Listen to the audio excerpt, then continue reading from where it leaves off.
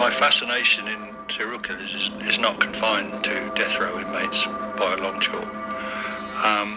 I have witnessed executions. I witnessed Michael Ross being executed. He had an IQ of 155. He snatched girls off the street. We called him the roadside strangler. A hard-nosed New York journalist made a very good comment about Michael Ross. She said, if I was walking up a dark alleyway at night and I heard footsteps behind me and looked round and saw Michael Ross, she said, I'd be relieved. He looks like the boy next door. That's chilling. When Michael Bruce Ross was just 10 years old, one of his many chores was strangling the weak and deformed chickens on the family egg farm in Connecticut. As a young boy, he cared little for the birds and was more concerned with pleasing his parents. By the time he was 21, a man later dubbed the roadside strangler had progressed to choking the life out of human victims. The seeds of evil that would claim 8 young women were sown in a violent household where Ross's mother, who was later admitted to a psychiatric hospital, dispensed erratic and frenzied punishment on her eldest child. Her violent tendencies and a relationship with Ross's father that always seemed to be beyond repair dominated a farm life that was far from idyllic. But you can see from Michael Ross's childhood how it set him on the path of being so bad. He had a horrendous childhood. He was the eldest of 4 children, totally abused and beaten by his mother. He ended up leaving home an extremely angry young man, and in addition to that, he'd also been raped by an uncle as well. So he didn't like the world at all. For some years, and despite the abuse at home, which Ross later claimed not to remember, he developed a strong work ethic. He was also intelligent, and his impressive high school grades earned him a place at Cornell University, where he presented as an approachable, although sometimes awkward young man who had little trouble establishing relationships. So when he went out into the big wide world, at 22, he's tried to sort of form relationships with girls, and he didn't have the human skills or technique or the empathy to have any sort of meaningful sort of human relationship with other girls. The explicit charm and good character was paper thin. It was only a matter of time before his sexually charged fantasies played out for real. They don't become a serial killer overnight. I mean, there's a long incubation period. You know, they start off with petty offences, stalking, looking through windows, touching somebody in a telephone box, getting a kick out of it, a rape, think I won't do it again, then think, oh, I got away with that, I'll do it again, they get hooked on it. Then sometimes it gets to a point where they kill because they have to. The woman's screaming, putting up a fight. He found that as soon as a girl dumped him, pissed him off, got rid of him, that's when he took his anger out on a victim. Didn't matter who the victim was, it just had to be another girl. And he, in fact, raped and murdered 8 girls over a 5-year period. But it was always after something happened in his personal life and he wanted to take this anger out on someone else. He saw them as quite impersonal people. He never saw them as victims. He said, if you'd have asked me to go on an identity parade immediately after the murder, I couldn't even pick out the face of the victim I've just killed. He said, but I just needed to take it out on someone. Once you cross that threshold into murder and you don't get caught, I can get too powerful. And then the events get closer and closer together until it implodes for them. That's basically what it is. But every serial killer is different.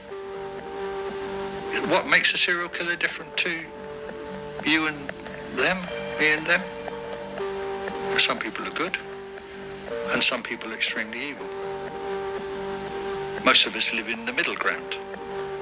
If we say a deeply religious missionary man would be at the good end of the scale. God-fearing man. At the other end of the scale, you have the devil. And that's where those people sit.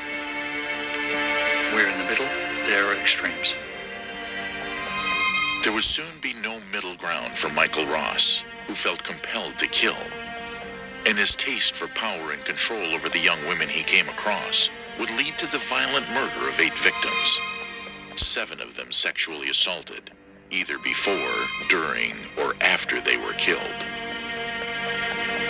Although Although fellow Cornell University student Zung Na Tu was one of the last to be linked to Ross, she'd been the first to die.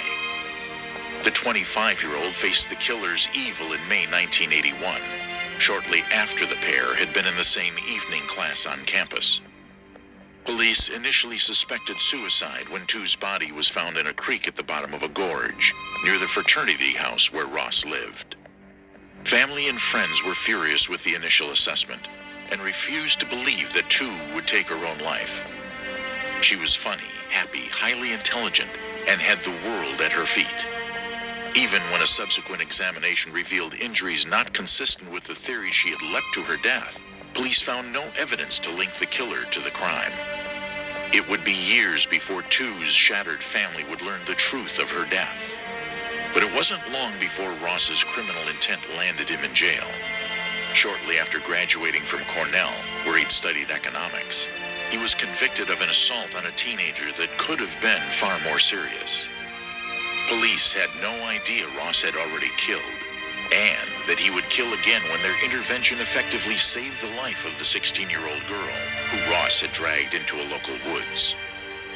A fine and a 2-year probation served as no deterrent, and Ross set about finding more victims, killing 7 more girls in just 3 years, intimidating them, raping them, comforting them, and then killing them. He would tell them, look, I'm just going to rape you, all right? And he would perform the act however he did it. And then afterwards he would say, he'd get them to lie on their stomachs and say, look, I'm just going to tie you up and I'm going to walk away and leave you, so just cooperate. So he would tie them up, and then once they were on their stomachs, looking on the ground, he'd get behind them and he would then just garrote them from behind. In January 1982, Ross killed again. This time, 17-year-old Tammy Williams, who lived just a mile from the Ross family farm, was raped and murdered. Her body wasn't found for more than 2 years, leaving her devastated parents to wonder what happened to their only child. Less than 2 months after Tammy Williams went missing, Paula Pereira's body was found by the roadside in Wallkill, north of New York City. The 16-year-old high school student had been missing for 2 weeks after hitching a ride to a vocational cooking class. It wasn't unusual for Pereira to hitch rides with strangers against the advice of her friends. But this ride with Michael Ross would be her last. In June 1982, Deborah Smith Taylor disappeared after an argument with her husband. Their car had run out of fuel, and rather than stay together as they set out to find a service station, they went in different directions. It was a decision that would cost Smith Taylor her life, as Ross took his 4th victim. Mischievous teenager Robin Stavinsky was the next to die at the killer's hand. A successful track and field athlete at school, the 19-year-old was said to be strong and muscular. She went missing in November 1983. Although family and friends found it hard to believe, Ross had overpowered, raped, and murdered Stavinsky. On Thanksgiving Day 1983, Stavinsky's mother Joan had the heartbreaking task of identifying her daughter at a morgue. The depths of depravity that Ross had trawled in killing his first 5 victims would be surpassed by the murder of April Brunet and Leslie Shelley. As close as sisters, the best friends had been to the movies and were hitchhiking home when Ross offered them a ride. Instead of taking them to their anxious parents, Ross drove them to a deserted road at Preston and began his assault. He forced Shelley into the boot of his car so she couldn't escape, before turning his attention to Brunet. In his confession, Ross claimed Brunet used a small knife as she desperately tried to defend herself, while Shelley shouted words of comfort to her friend.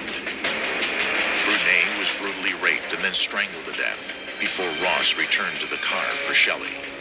Ross later said he had considered Shelley to have been brave, so he decided not to rape her, but instead killing her, choking her to death. That way he could avoid the possibility of Shelley identifying her assailant.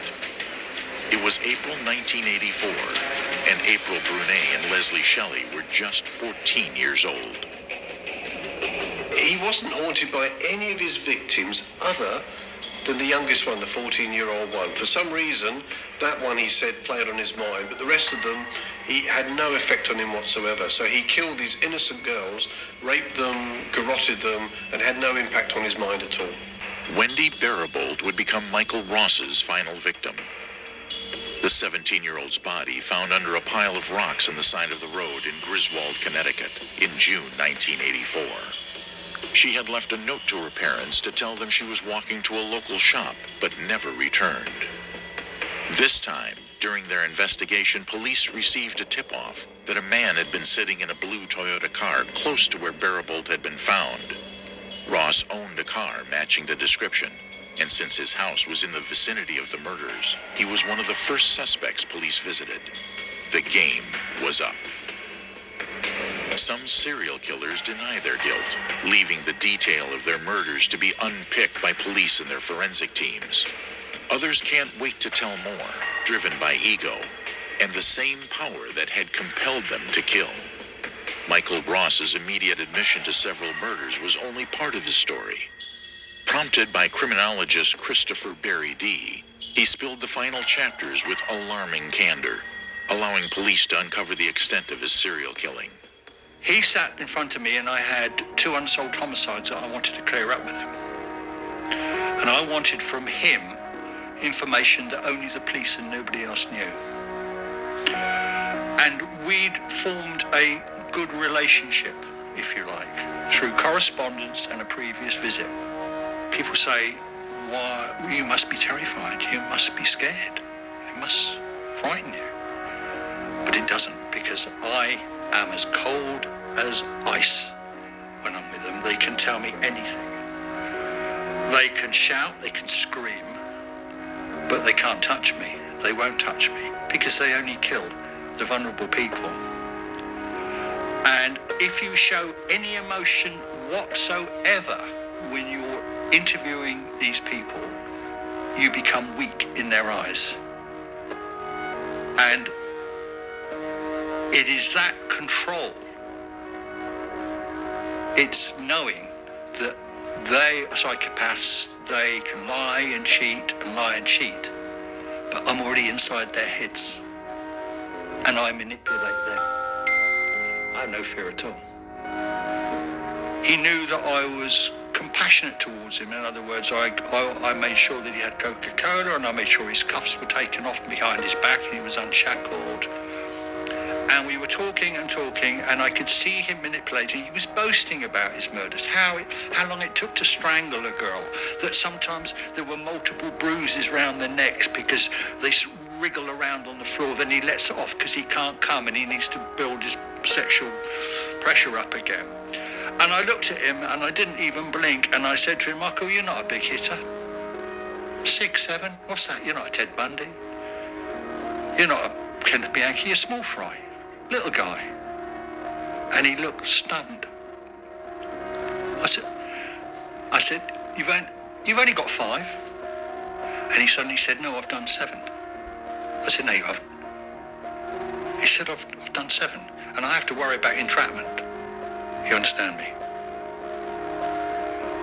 And he said, "I killed Zung Nuk Tu and Paula Pereira." I said, "No, you didn't."